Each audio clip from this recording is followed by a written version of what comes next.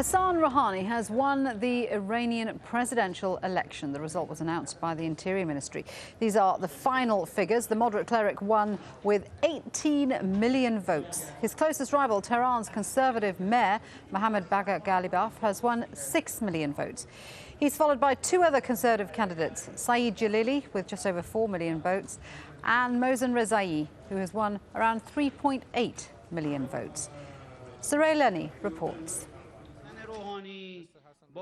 He was the only moderate of the 6 candidates in the race, but Hassan Rouhani has won Iran's presidential election. Mr. Hassan Rouhani, with 18,613,329 votes, leads and is the president-elect.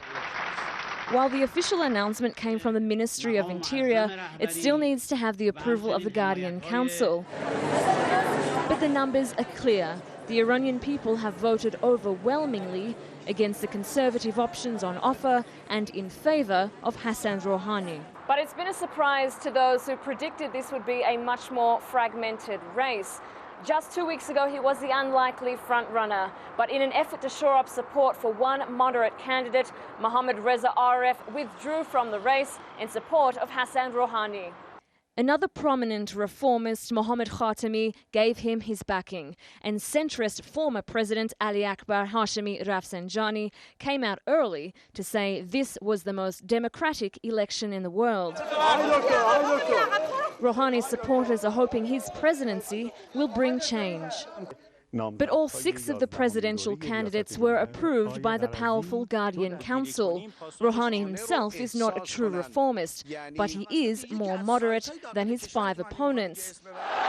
Although it's the supreme leader who has real power in Iran, Rouhani's win is significant. It would make room for a more moderate voice on Iran's political stage and put a candidate in power who says he wants to reach out to the West.